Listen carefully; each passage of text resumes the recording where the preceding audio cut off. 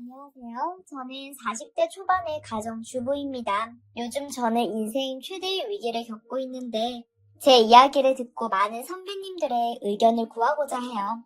저와 남편은 같은 대학에서 처음 만났습니다. 같은 과는 아니었지만 같은 수업을 듣다가 몇 번 마주쳤고 남편이 저를 쫓아다녀서 처음 만나게 되었죠. 사실 인물이나 키나 크게 별 볼일 없는 사람이라 처음엔 눈길이 전혀 가지 않았습니다. 그런데 이 사람이 말솜씨가 정말 좋았어요. 처음엔 농담 반, 진담 반 식으로 저에게 접근해서는 어느샌가 저와 제 친구들을 친한 동기 사이로 만들어 놓았죠. 그래서 몇 번 우리는 만남이 오갔고 저는 그와 사귀기 시작했습니다. 인물은 그냥 그랬지만 말을 너무 잘해서 그런지 학교에서 남자와 여자에게도 인기가 꽤 있는 편이었어요. 학교에서 2년 정도 연애를 하다가 그는 3학년을 마치고 군대를 갔습니다. 그렇게 자연스럽게 헤어지게 되었는데 그가 제대 후에 저를 다시 찾아왔더라고요. 군대에 있는 동안에도 저를 잊지 못했다면서 다시 시작해보면 안 되겠냐고 했습니다. 마침 전 그때 다른 남자친구와 막 헤어졌던 참이라 그를 다시 만나기로 했죠. 그때 다시 만나지만 않았어도 제 인생은 달라졌을 것 같은 생각에 너무너무 한스럽고 시간을 되돌리고 싶은 생각밖에 들지 않네요. 아무튼 다시 만나게 된 이후에도 그는 저에게 최선을 다했습니다. 그때도 사실 허세는 어느 정도 있었지만 연애할 때는 그 허세가 자신감이 많은 그런 남자로 보였죠. 그가 제대를 했을 때에 저는 대학 졸업을 하고 취직을 하게 되었습니다. 군대를 제대한 그는 당연히 대학에 복학할 줄 알았는데 제 예상과는 다르게 대학에 복학하지 않았어요. 자기가 하려고 하는 일은 대학 나온 것과는 크게 상관이 없을 것 같다며 바로 중고자동차 영업일을 하더라고요. 저는 처음엔 말렸어요. 그래도 대학을 졸업하는 게 좋지 않겠냐면서 그랬더니 조금만 기다려보라는 겁니다. 그런데 정말 얼마 안 가서 그는 영업 실적이 꽤 좋았고 한 달에 버는 돈도 대학 졸업하고 직장 다니는 저보다 많게는 2배까지도 많이 벌더라고요. 그는 중고시장에서 꽤 유능한 딜러가 되었고 결국 한 자동차 영업소로부터 스카우트 제의를 받고 중고차 딜러에서 새차 딜러로 이직을 하기로 했습니다. 그렇게 꽤 오랜 시간을 연애를 하고 어린 나이에 직장에서도 꽤 인정을 받은 이 남자는 저에게 청혼을 했고 저희는 그냥 당연하다는 듯 결혼을 하게 되었습니다. 그리고 작은 임대 아파트부터 시작을 했습니다.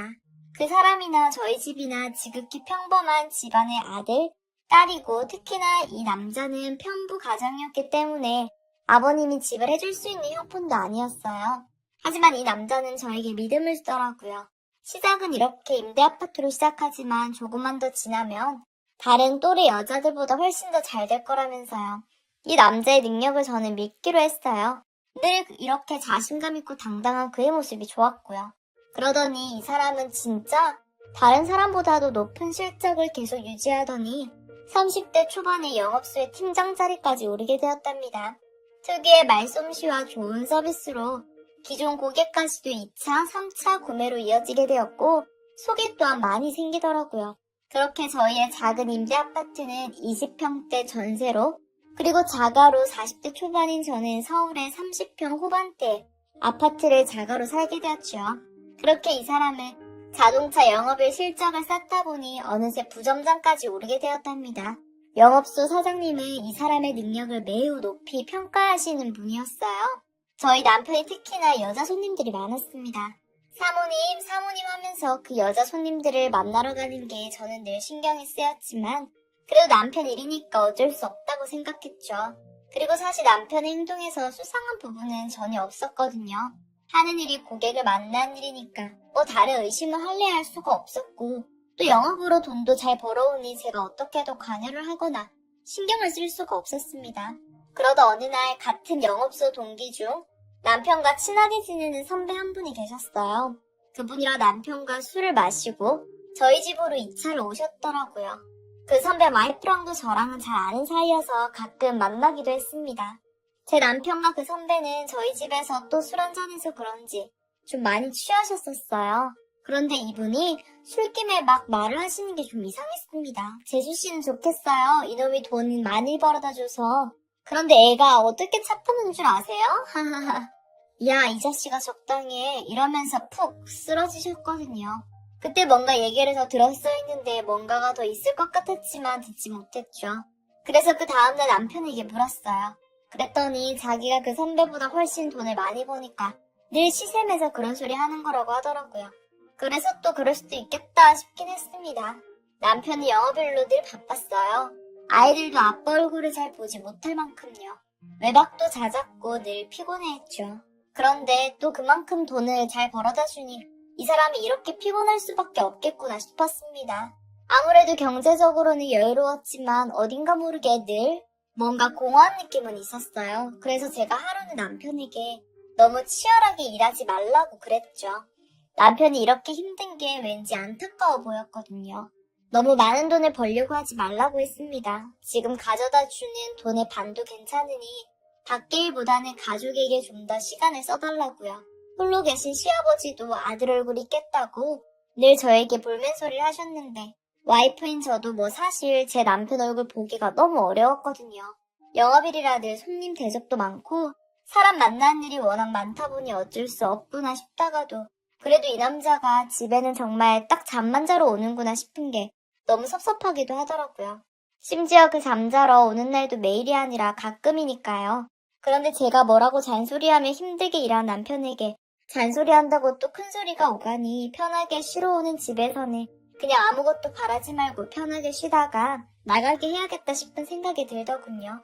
그렇게 늘 이런 생각을 반복하던 중 저희 집에 갑자기 예상치 못한 손님이 들이닥쳤습니다. 같은 영업소에 있는 그 친한 선배와 그의 와이프가 저희 집에 찾아왔어요. 그 선배가 제 남편의 멱살을 잡더니 마구잡이로 막 패는 겁니다. 그래서 제가 당연히 말렸죠. 이게 뭐하는 짓이냐고 했습니다. 그랬더니 그 옆에 있었던 선배 와이프는 다 들켰다고 모든 사실을 자기 남편이 알아버렸다면서 그런 얘기를 하는 거예요. 알고 봤더니 제 남편과 그 선배 와이프랑 서로 만나고 있는 불륜관계였더라고요. 저는 정말 아주 조금의 의심도 없었던지라 너무너무 충격적이었습니다. 그 자리에서 저는 오열을 했고 그 선배는 저에게 할 말이 있다면서 그동안에 제 남편이 어떻게 차를 그렇게 잘 팔 수 있었는지 얘기를 해주었습니다. 수많은 여자들과 놀았고 그 여자들이 차를 사준 거라고 얘기를 하더군요. 그리고 더러는 돈 많은 과부 여자들이 제 남편에게 갖다 바친 돈도 엄청나다면서요. 정말 믿을 수 없는 그런 얘기들을 막 쏟아내셨습니다.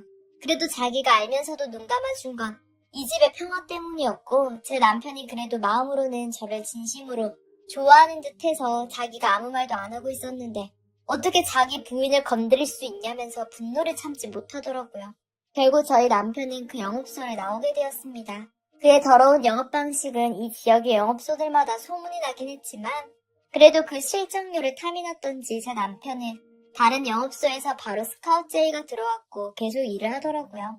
그 뒤로 저도 제 남편과는 전쟁 같은 시간을 보냈습니다. 제가 화를 내고 이 남자를 닥달하니 이제는 더 대놓고 그런 일을 하기 시작하더군요. 그야말로 제비짓을 말이죠. 자기가 이렇게까지 했기 때문에 저희가 지금 이렇게 잘 살 수 있었던 거라면서 제가 먹고 입고 하는 모든 것들이 남편이 이렇게까지 일을 했기 때문에 누리는 거라면서 너무 당당하게 저에게 말하는 거예요. 정말 기가 막히더라고요. 그래서 이렇게 먹고 입고 안 돼도 되니까 당장 그만두고 다른 일을 하던지 아니면 이혼하자고 했더니 자기는 이 일을 그만둘 수가 없다면서 차라리 저보고 그냥 이혼을 하자고 했어요.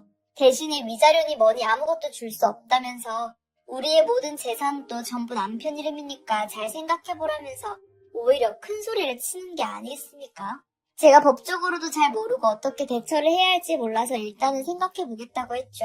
그래서 알아봤더니 진짜 이대로 이혼하면 저만 손해더라고요. 일단 경제적으로 능력이 없는 저는 아이들도 제가 데려오기 힘든 상황이었습니다.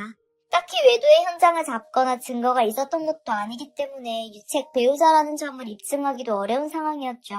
제가 눈치를 채기도 전에 들킨 상황이니 이 사람은 더더욱 물증이 될 만한 모든 것들을 싹 다 없앴습니다. 아무것도 할 수 없었던 저는 정말 고통스러운 하루하루를 보냈어요. 남편은 집에 들어오지도 않고 분명 밖에서 자신은 이게 일이다 하면서 이 여자 저 여자 만나며 돈이나 뜯어낼 텐데 저는 그동안 아무것도 안 하고 이렇게 집에 있는 게 너무 싫더라고요.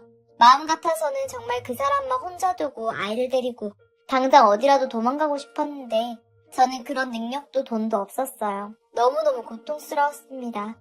그래서 남편이 그러던 말던 그냥 전 남편으로부터 생활비나 받고 돈이나 받으면서 아이들이 학교를 졸업할 때까지 그냥 두 눈 꼭 감고 그냥 돈줄이다 생각하고 참으면서 살까 그런 생각까지도 했죠. 남편이라고 생각하지 말고 돈 가져다주는 남자로 받아들이고 그냥 조용히 살아야겠다고 저의 생각이 거의 굳어질 때쯤 어느 날 집 청소를 하다가 침대 옆에 있던 협탁 옆에서 웬 자동차 스마트키가 하나 있더라고요. 남편이 다니는 회사의 자동차 키였는데 그 사람이 타고 다니는 차 키는 아니었어요. 그래서 웬 차 키인가 싶어서 이 키를 들고 전 아파트 주차장으로 나갔습니다. 그리고 어느 차의 키인지 집중적으로 찾기 시작했죠.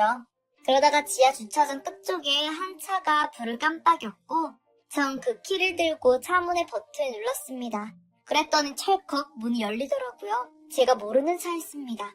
혹시 고객의 차인가 싶었는데 보아하니 새 차처럼 보이지 않았어요. 그 차를 뒤지는데 제가 너무너무 놀라서 입이 다물어지지 않았습니다. 각종 귀금속과 알지 못하는 카드가 몇 장 보였고 그리고 웬 노트가 하나 있더군요. 그 노트에는 이 남자가 그동안의 행적이 고스란히 적혀 있었어요. 저에게 조금의 의심도 받지 않고 이렇게 많은 여자들과의 만남을 이어올 수 있었던 게 전부 이 노트에 빼곡히 적힌 꼼꼼함 때문이었습니다. 몇 월 며칠에 어느 여자랑 어디서 만났는지, 뭘 먹었는지, 뭘 주고받았는지, 언제 어떤 연락을 주고받았는지까지 아주 세세하게 적혀 있더라고요. 그래서 이 사람의 카톡이 아주 깨끗했던 것 같아요. 핸드폰을 항상 저에게 오픈했었거든요. 그리고 잠금 같은 것도 전혀 없었고요. 그러니 전 더 의심을 할 수가 없었습니다.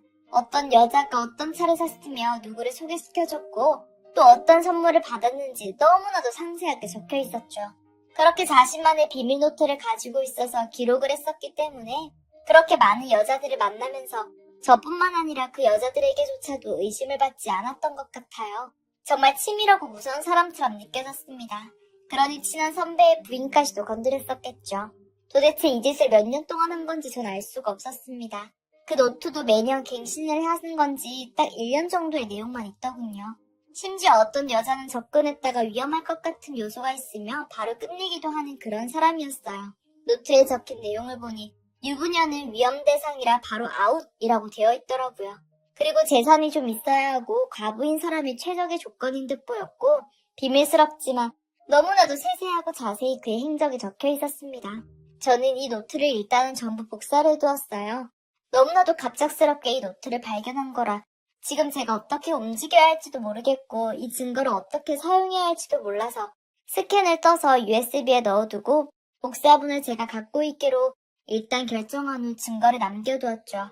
그리고 노트에 적힌 여자들의 이름과 전화번호도 제가 저장했습니다. 이 여자들도 사실 피해자라면 피해자일 것 같아서 혹시라도 제가 소송하는 데 도움이 될 수 있지 않을까 싶었죠. 그리고 그 비밀 노트를 아무도 건들지 않는 것처럼 다시 제자리에 두었습니다.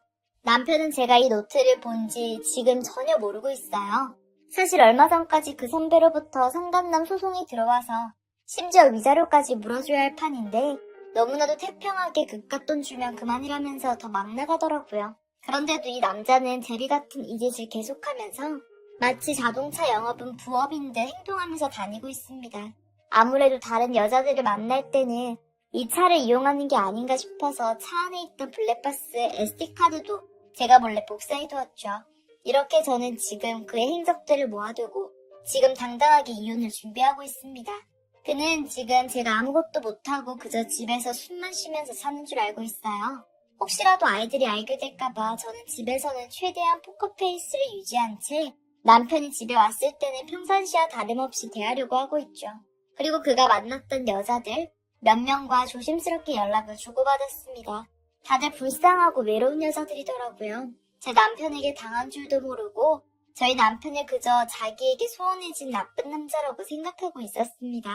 전 지금 일생일대의 위기를 겪고 있지만 이 일이 제 인생의 또 하나의 기회라고 생각하고 있어요. 제 인생에서 없어져야 할 이 남자를 최대한 고통스럽게 그리고 아무것도 남김없이 탈탈 털어서 쫓아낼 기회를 찾고 있으니까요.